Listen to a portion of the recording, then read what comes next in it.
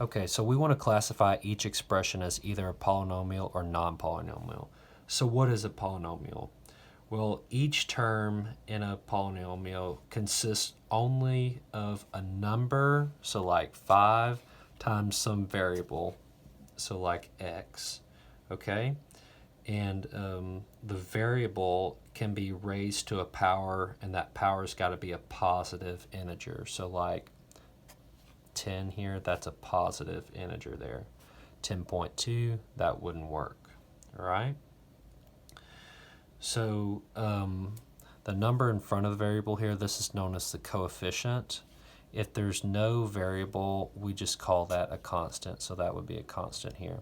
When I look at each term in this polynomial here, I see that they satisfy the criteria. You've got the variable, you've got the number, the coefficient in front, and then each exponent is a positive integer, okay? So yeah, this is going to for sure be a polynomial, okay? Now I want to identify the degree. So to get the degree of the whole polynomial, we've got to look at the individual terms and see the degrees of those. When I look at the degree here, I have an exponent to the 10 for my variable, so that's a degree 10 term. At this one, whenever I look, I see my x has a degree 3, so that's a degree 3 term, all right?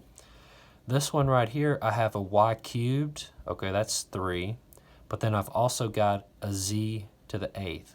So 3 and 8 make 11, okay, so that's the highest so far. And this last one here, when it's just a constant like this is really like saying you could possibly have x to the 0. And remember, something to the 0 power, as long as it's not 0, this is just 1. So my degree for this last term is 0. So for constant terms, the degree is 0. All right, so when I look at this, the highest degree term is 11. Therefore, that's the dominant term, and that's the degree of the whole polynomial. So the degree of the polynomial is equal to 11. Okay, so we just look for the biggest, baddest dude on the block. All right. So the number of terms here, 1, 2, 3, 4. So it's a 4-term polynomial. If it had 3 terms, it'd be a trinomial. 2 terms, binomial. And then 1 term would be a monomial. All right.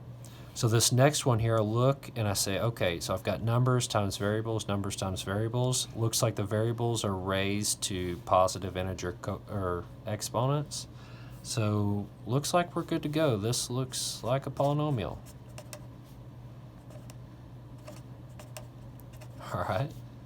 Now the degree here, okay, whenever I look at the first term here, I see I've got a degree 1, and degree 2. So 1, 2, 3, 4. So that first term is a degree 4. So there's 4 variables. It's like saying A, B, C, C. That's C squared. So there's 4 variables here, make it a degree 4. This one here, x squared, that's like xx. That's a degree 2 term. So a degree 4 and a degree 2 term, the whole polynomial, the polynomial's degree is dictated by the highest term's degree, which is 4. Okay? Since there are only 2 terms, this is a binomial. Cool. All right. Now this one's unique and could be a little tricky. When I look at this, there's only 1 term here. Okay? Now, there aren't any variables, but you could pretend like there was an x to the 0 here, okay? Now that x to the 0 goes away, and so this is really why this term right here is a 0 degree term. So it is a polynomial with my degree equal to 0. And because there's only 1 term, since it's just the number 3, that's a constant, that is a monomial. All right?